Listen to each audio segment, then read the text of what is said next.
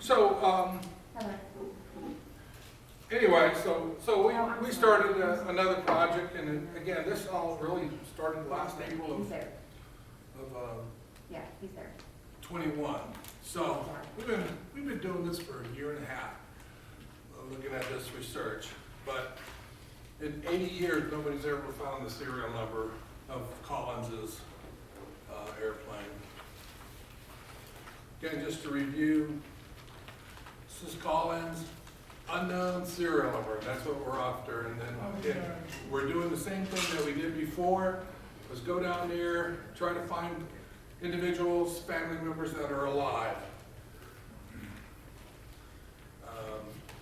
And they called, his plane was called Winsaki. It said to have flown in the Battle of Midway. So we developed a plan to go ahead and try to find that number. So we did our internet search again, started looking for family members through kind of stuff you can do over the internet today, and we interviewed members. We got a better hit ratio this time. There's a lot of people still alive, at least family members. We got a hold of Leslie Collins, the daughter of the pilot. We got a hold of, we didn't get a hold of Villanez because we sent the daughter a letter, but there was no response. We did get the nephew and the niece, Lieutenant Thomas Weems. Raymond White, he's MIA on July 10th, 1943 in a B-25 crash, so he had no children. Ernest M. Mullen Jr. is MIA on July 23rd, 1942, no children. Jack Dunn, we got a reply from his son John, and the gunner was Corporal John D. Joyce, and we got a reply from Patty Joyce Brendel. So we're able to collect some data and information from each of those. This is from Leslie, the daughter of the pilot. And again, my brother Gary did the initial, and then I did the follow-up. We double teamed, and so we got a lot of responses. It worked out really well. But thank you, Gary. I do have a good deal of information on my father, but I'm not sure I have any photos of the plane. I will look. My brother has none that I know of, but I will ask. Most of Daddy's wartime articles are, and information came to me. I have a box or two full of them. And then you always get the question, how did you find me? And then you go through the story. But she even wanted to know about B-26 Marauder Historical Society, and I sent her a bunch of information. So you keep piece feeding them some information to make them feel comfortable, and they do respond to it. Then Leslie comes back and says, I can't read it here. Well, that's awful, isn't it? Sorry about that. Well, she essentially says,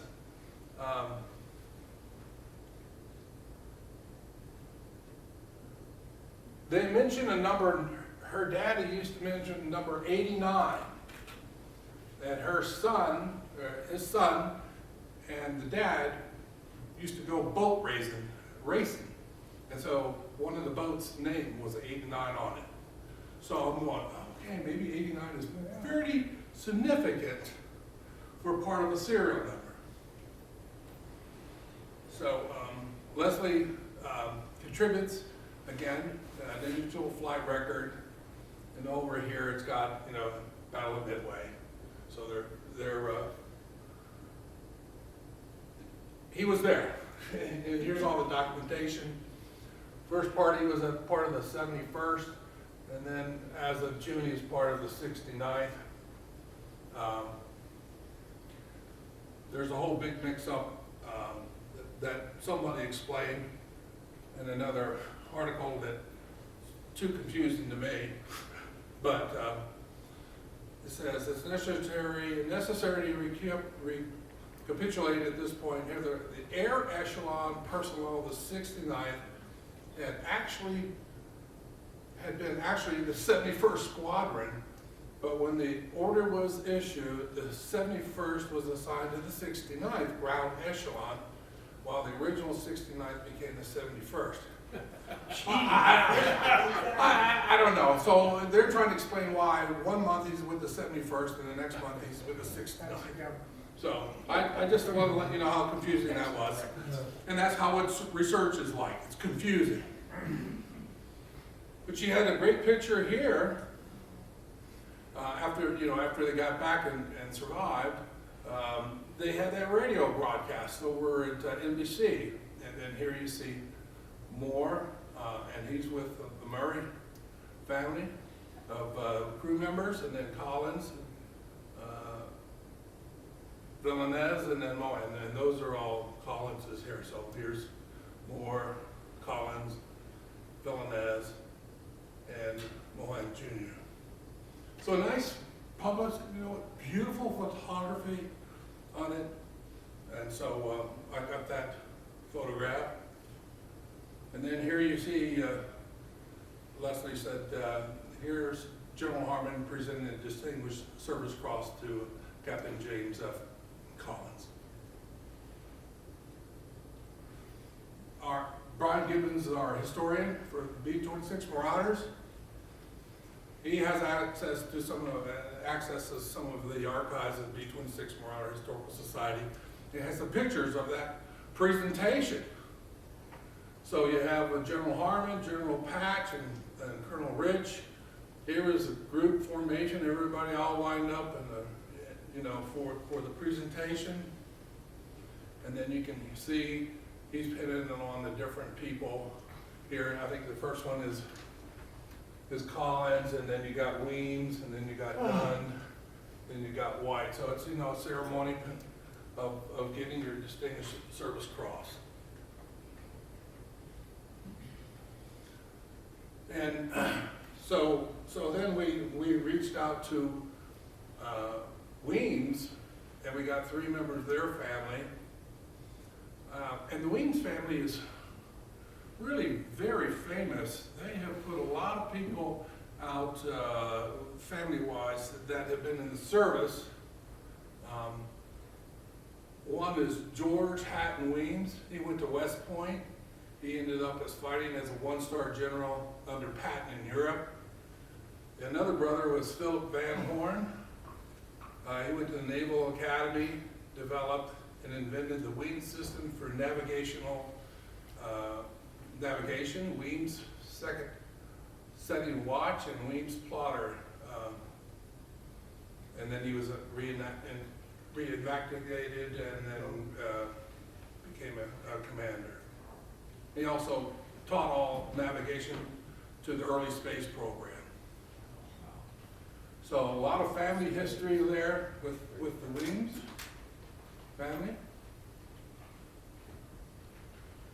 Oh, I don't know what it's doing here, but it's doing something. But this is George, and he's a navigator, and guess whose book he's learning? He's learning from his uncle, who designed the whole system of navigation and how to use celestials and stars and everything else for navigation. And there's a whole book here, history of that. It was those guys, Weems and Link, teamed up because Link had the trainer for the people to learn how to fly, and he did the celestial navigation, so they all teamed up together. But at least he was learning from his uncle. Wow, something's happening here. Oh well, we'll just keep going. That's a real pretty picture of the uncle there. It's just gone psychedelic. It was done in the 1960s, right? Yeah. Oh, that's something else. The recolorization. Yeah. I don't know what happened there, Ron. Oh, okay.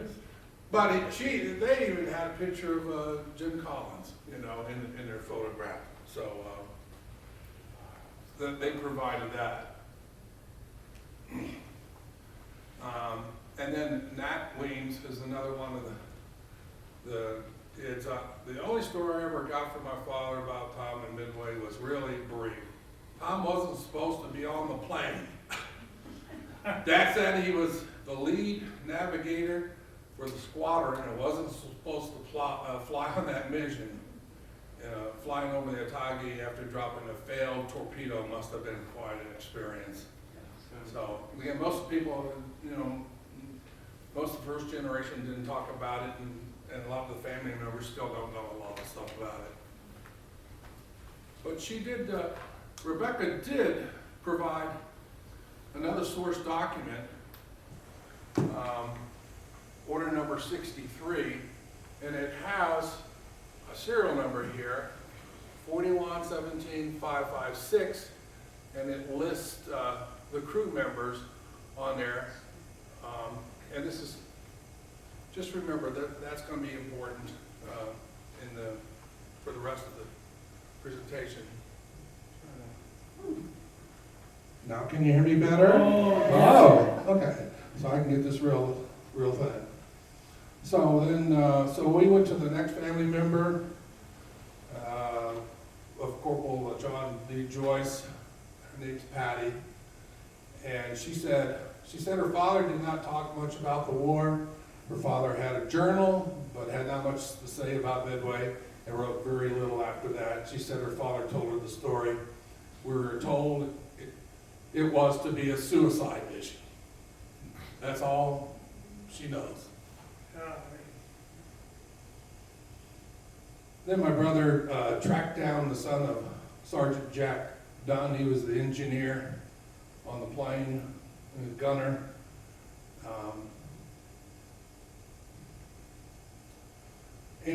John Dunn, we got his flight record.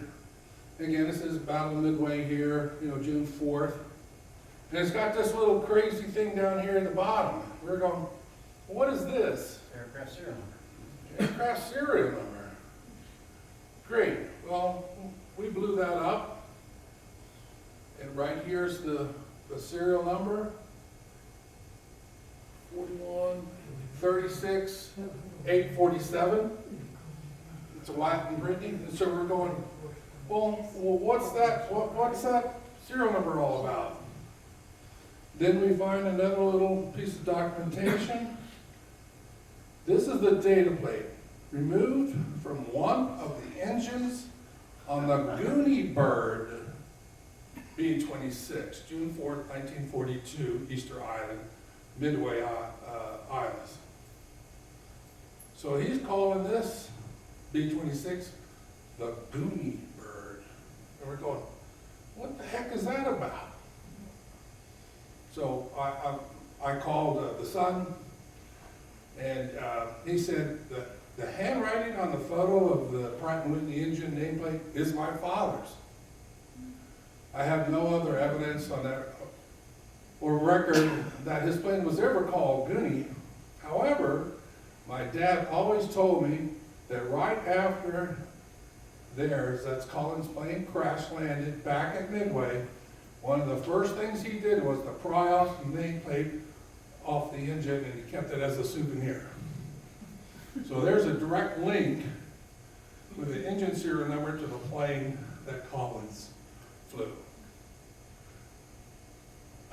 By the way, Dad had always talked about how many Goonie birds there were on the island, and when he went back in the late 19s, he joked about how the Goonie birds were still there and they'd taken over the whole place. Yeah. So, Ron, question. So this is the nameplate on the engine? Yes. Pratt & Whitney engine. All right. So was it common to put the aircraft serial number on the engine plate? That's not the aircraft here, no. It's the manufacturer, Pratt & Whitney, have their own serial numbers.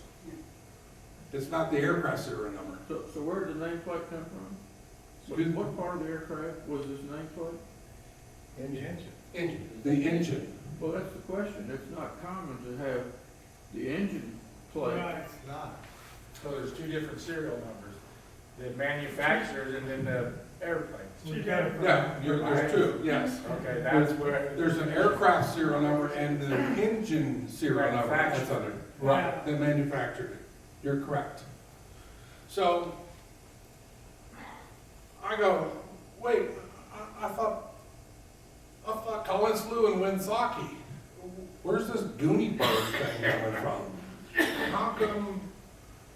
How come the engineer who takes care of the plane don't even know what the name of the thing is, and calling it a Goonie bird?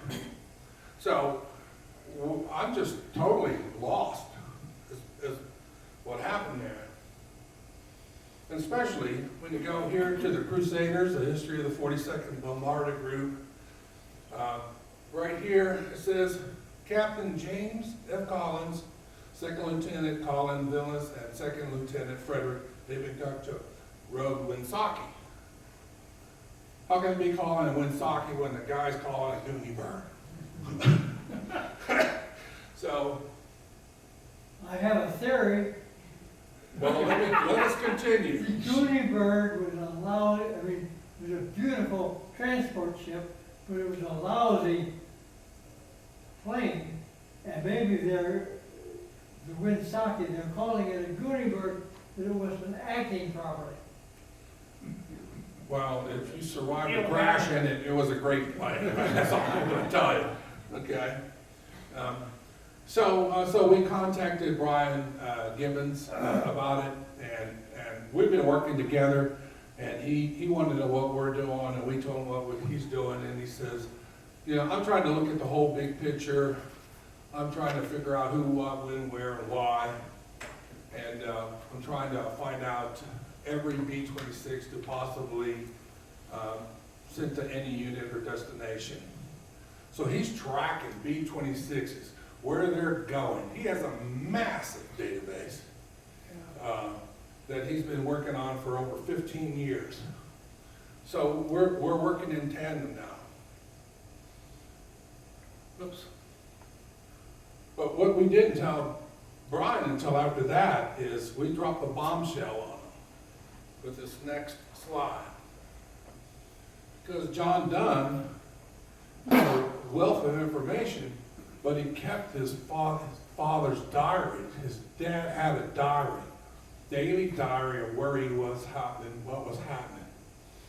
So this is part of his original diary. And if you want to join the Army or Navy or Air Force, you know you're going to travel. San Antonio, Los Angeles, San Francisco, Angel Islands, Patterson Field, Sacramento Airport, Hamilton Field, Hawaiian Islands, Midway, Christmas. You get the picture. You're moving around everywhere, but you got to travel. So this is his itinerary of everywhere he went. And he documented where he had gone. So previous to this, we knew that 3 planes went out on May 22nd. They would be Collins, Watson, and Long. And here's May 22nd. 3 of the planes left this morning. So we've got good documentation that what he's saying is true and accurate. We can go back to a source document, cross-reference it. That's really good. And this agrees with what Rebecca gave us, that one of those serial numbers was Long's, and it was Hattie Men. On May 29th, they all left for Hickam Field. And here we go, Friday the 29th, left for Hickam Field. So they flew from Sacramento to Hickam, Hawaii.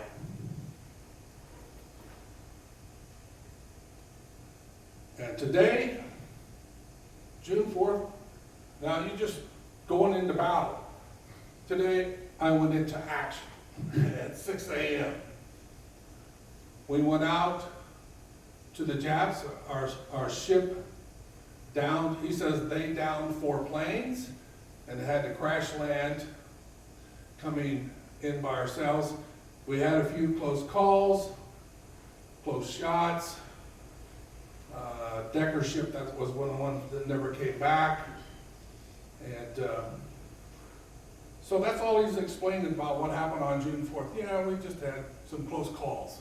I think you can write a little bit more about that, but that's all he talked about. Well, 3 years later, they were interviewed by the Columbia Army Air Base, and he said Actually, that's the most his father really talked about it. He says, for about a week, we've been expecting the Jap Navy to attack at Midway, where I was stationed. The Japanese had just left the Aleutians and were riding high, basking in the sunrise and hoodwinking themselves into believing that they were invincible. Each morning at 3:30 in the morning, our B-26 went up for about 3 hours, patrolling, coming back at dawn. And on the morning of June 4th, 1942, a naval patrol ship spotted the Japs, and 4 B-26s were dispatched to go out and hit the Jap Navy as best they could. And Jack says, as far as my eyes could see, there were ships. I never thought there were so many ships in the world. And that was his statement of that day. Yep. And so we have some more of his diary. You know, Collins is getting a big write-up. He references on June 14th about that radio program. And so here it is in his diary. He had a radio program for NBC. But June 15th, left Hickam at 7 with a bunch of folks here, but we flew on 89 to Christmas Island. There's that 89. And we're going, oh my God, okay, this is getting exciting. And on June 16th, over here, they crossed the equator. And then and you look here, on June 18th, he gets a certificate called the Ancient Order of the Deep to Jack Dunn.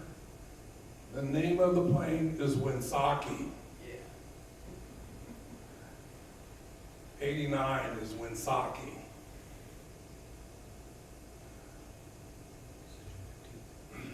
So I don't think this plays.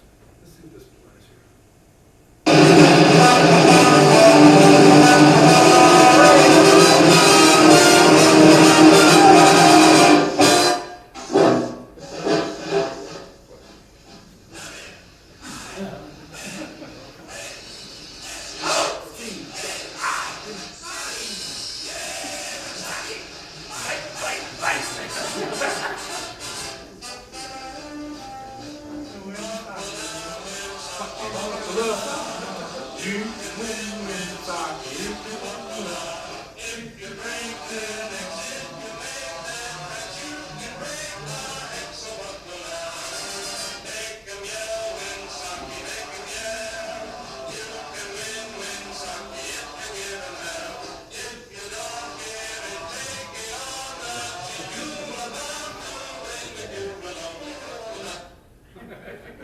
Sorry it was too loud, but I just remember I was going, Winsaki is awful weird name. What did that have to do? So I found there was a song about it. So I wondered, well, it's a great fighting song. So maybe the name came up then. And you know, that 70th Squadron history is written years after the war is done. And so people, you know, just remember the last plane they were doing. Anybody get water? You need water? Yeah, I think so, but I thought that was a great fighting song, and I think it's apropos, so I put it down. Okay. So after you come back, you gotta tell what went right and what went wrong. And Collins indicated that most of his guns were inoperable during the entire duration of the battle. One tail gun was out entirely, and the turret guns were only operating part of the time. He said the Zero fighters in this particular battle attacked straight on, wing to wing tip, wave after wave, with 7.7 millimeter guns and 20 millimeter guns.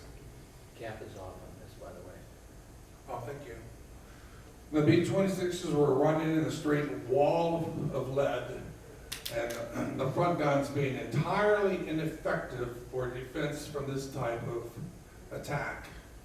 Captain Collins stated that if he had any front firing guns, he could have shut down a good number of the attacking Zero fighters without any trouble. And he also suggested that they either have fixed nose guns or some kind of package on the side of the plane for extra guns. Ron, I have a question. When you're ready. Yeah. Back up a bit, I'm not sure the connection between the June 15th certificate and the name Winsaki. Because that's the first time you ever heard the name Winsaki. So he left Hickam on 89, Yes, which was Winsaki, yes. after the Battle of Midway. After the Battle of Midway. Yes. When it's a musical, It's a musical? 1943 musical, Best Foot Forward. 1941 Broadway musical, the same name, featured the fight song Buckle Down Winsaki from the fictional Winsaki Military Institute. Fictional, yeah. You had to hear the name from someplace. Picture of the movie, the Yes. guys are all in military garb. Yeah. You had to hear it from someplace. Okay? And then here's Murray's report. The plane does not have enough firepower up front. Several fixed guns are necessary. I had several opportunities to destroy fighter planes with fixed guns. They were also required on the approach to the target. Another vital necessity is support from fighter planes as well as from dive bombers. We had none of this support at all. We need more training for the gunners is necessary, not gunnery practice on the ground, but firing on the towed target in the air. The only defense I had was the tail 50 caliber machine gun. It jammed repeatedly. It was manned by the co-pilot after the enlisted man was wounded. So none of the guns were working. You're just sending somebody out there to get suicidal. I was gonna say, yeah, go to suicide. That's exactly right. So then I talked, Collins and Murray had always talked about having those more guns in the front. And so Collins started working on the gun idea on August 2nd. And it's right here. Collins started to work on the guns and idea in the afternoon. And the next day, Jack Dunn is working on the guns. The B-26 has had 4 guns on the fuselage. Are you talking about more guns than that? I'm not sure at Battle of Midway they had 4 guns on the sides at all. 4 guns on the fuselage, and they took them off during, when we were in Africa, because they found out the B-26 was not a good bomber on the ground. Yeah, I'm not sure. I'm not sure if they had those package guns on that early model at all. The early models are the ones that had them. Well, I 4 guess, guns attached to the, 2 guns on each side of Well- the fuselage. but Collins said, I wish I had some fixed guns on the side. Yeah, well, that's Which- what Yeah, so he didn't. That's what Jerry Well, said. those side things are all forward, yes. Everyone knows comes out. So, okay, Jerry. So this guy's working on them. And then, again, here is the first mention of Winsaki. Changed to Winsaki's carburetor. He probably talked about Winsaki and mentioned like 15 times in the book, in his diary. He also had in possession the picture, and you can't see it, but right here is some cannons that they're working on, modifying that intake up top where the plexiglass is. And here's another better photograph that has The serial number is 89. With a bunch of, looks like a bunch of, well, they got hats on there, so I don't know if they're, you know, lieutenants, colonels, or captains, or whatever, officers are up front. But look at that baby in September. How many? 1, 2, 3, 4. Now they really had some time to put some stuff up front on it. And here's your 89 DMA. So they continue to work on that and add even more. They have to be field modifications. Yes, these are field modifications, not approved, but field modifications. Sometimes those are the best. Yep. And then Don indicates, you know, change the plug in the right engine this morning, and the plane runs like a charm. Test fired the cannons today, and it works perfect. So one cannon and several machine guns? Yeah, that's what that last picture showed. Yeah, that probably was a 20-millimeter cannon. Yeah. So, modifications there. And then, again, in his diary, he mentions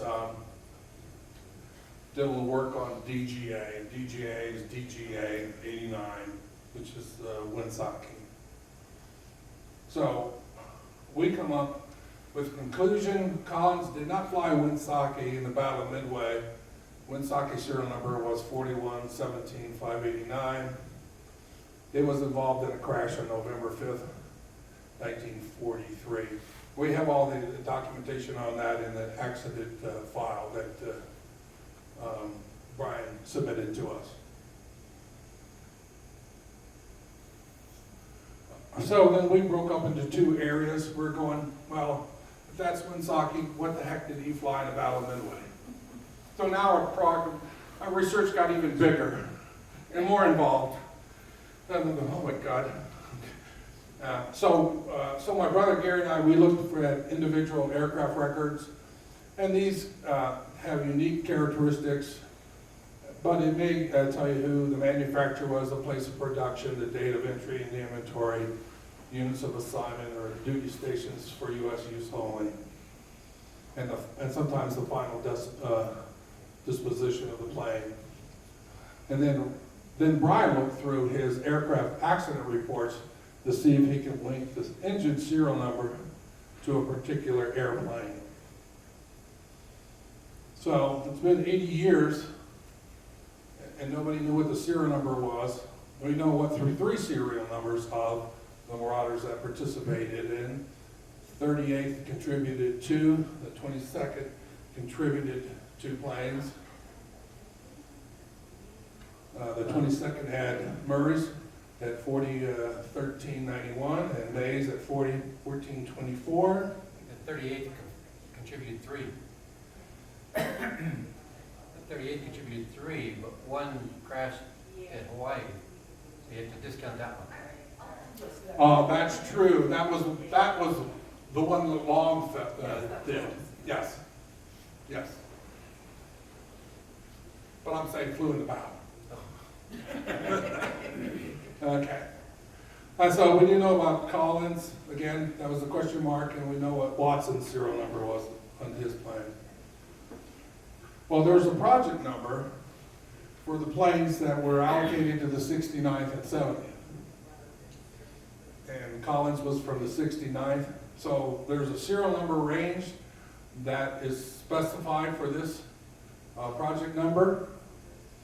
And Brian gave us all the individual aircraft reports for those ranges. And we kind of started in the middle of May 42 to try to isolate that plane. And here's what a particular individual aircraft report looks like. You have the serial number. It cost about, at that time, $155,000 to build that plane. That's a lot of money back in 1941, 42. It gives the project number here. It gives it that it was at Patterson. It gives it that it was at Hickman. And then it was condemned on 8/8/42. That's when they write it off for the government against the budget, okay? So our game plan was to go through a process of elimination to isolate, if possible, the serial number of the plane Collins might have flown in the Battle of Midway. So then, 13 planes from the 69th were there, flow from California to Hickman, and 13 planes from the 70th flew. But the 70th planes didn't leave until June 2nd to fly from California to Hickman. So we can roll them out if you know what those serial numbers were. And you can find which planes were assigned at that time. Well, so here's a range of kind of how I put it up as a Excel sheet. This is just a partial listing. I put the serial number, for history, anybody wants to really check you out, you give them what the real information is so they can double check your work. And whether Hickam was mentioned or it was a project. And so you'll see serial number, real information, whether it was Hickam mentioned or associated with the project there. Oh my God, we found a special order 109A. And it lists all of the 13 airplanes that the 70 send over. And here's all the serial numbers. I'm going, hallelujah, I get to rule out 13 of the planes. It also has the pilot, co-pilot, navigator, and engineer that flew on that plane. Then what we did was, we went to the next category, which was ruling out those people that were not assigned to Project 198 or Hickam or received after June the 4th. If you got there, we didn't get the plane until after the 4th, it couldn't have participated in the battle, okay? So here's a whole list of planes, and unfortunately, you can't see, but there's a lot of accident reports here. So we're documenting how we're ruling out each of one of these serial numbers. Which then leaves us with 15 planes for the 69. Well, if they flew over 13, well, I have 15. Well, because remember, 2 of them crashed on Hickam.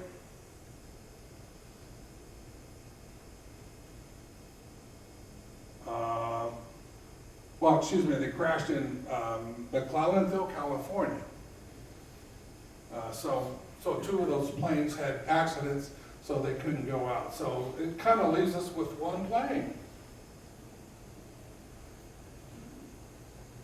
Gives us 41,17,566.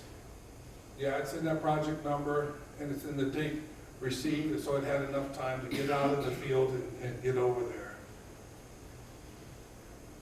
And then Brian links 3 airplanes together.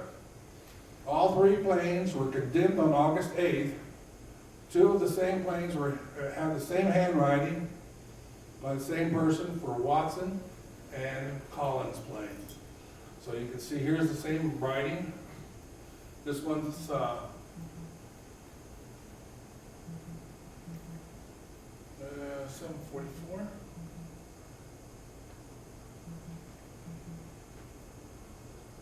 Yeah, they're supposed to be Watson and Collins were the same on that unit.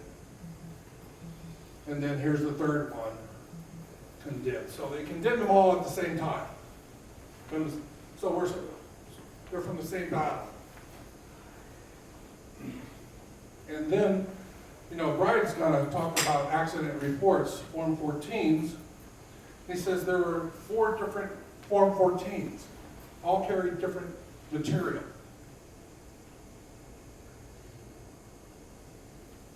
This particular one, at least tells you the date, tells you the serial number, who it was piloted by, and told you the reason what happened. Left engine cut out of the plane approximately 100 feet in the air. But this form does not have any place for the engine serial numbers. It usually goes over here. So So you can't track. We're trying to track that serial number of that engine associated with the plane. So this one doesn't help. This form does have a place for an engine serial number, and it's over here. But there's a lot of writing over it, so it makes it hard to read because there's a lot of scribble here with writing. So you can see the difficulty you have when you're trying to interpret these reports. And here's another different kind that has the serial number, but it doesn't even tell you why it had an accident. And here's a totally different one in October of 43. Doesn't tell you anything about the accident. And they actually spell out the serial number on a different page. So you're just going through heck trying to figure all of this stuff out. But Brian does a really great job in doing that because he was able to go ahead and develop a process where we're able to go down through all those serial number ranges and start looking for if they had engine numbers on them. And so this is what he came up with. You can see here that this serial number of the plane, which is 4117594, had a serial number of 4136846. I'm looking for 4136847. And the other engine that they had in this plane of 17594 has serial number 4136861. So you got 46 here, they got 61. They're not close. Sometimes they're 100 engines apart, serial numbers. It's just that they took whatever they had and put it in the plane. So he did it another way. He just said, let me show the serial numbers to the aircraft serial numbers to the engine serial numbers. And again, 847. We're looking for engine number 847. Here's 846, again assigned to 17594. So what does that data really show? That the installed engine serial number of 4136847 is possibly in 4117566. It also falls within the aircraft serial number range that we had initially set up. So we're putting in conclusion, while we cannot find a positive hit for the engine serial number because of the lack of consistent information being recorded on Form 14, because of the different formats and stuff people left out, that we have shown that at least the number does lie in the range of the engines that were produced for that time. And since we've been successful in isolating a single aircraft's serial number to 4117566, we feel that there's an extremely high probability of being that the aircraft that Collins flew in the Battle of Midway was that unit number that nobody knew. How certain am I? 99%. I'm good with that because you're not going to find that much data to be able to support it, anything, but we have it, and Brian came up with through his stuff. So, and with the information provided by Jack Dunn through his diary, the plane was at least called Goonie Bird, even if it didn't have that name applied to the plane. So again, I'd like to thank everybody that we interviewed. Again, Leslie Collins, daughter of the captain, the pilot, and George Weems, the son of the navigator, and Nat Weems, the nephew of the navigator. So is Rebecca, and Patty is the daughter of John Joyce, and then we have John Dunn. If we didn't have his diary, we would have nothing. That's how fortunate we were to find that kind of documentation that actually ties everything together. You just found the needle in the haystack. And that is just so much of an interesting read. Again, Brian Gibbons for all his work. He does it, and Sylvan, again, my brother. So, well, thank you. Any questions? You're good?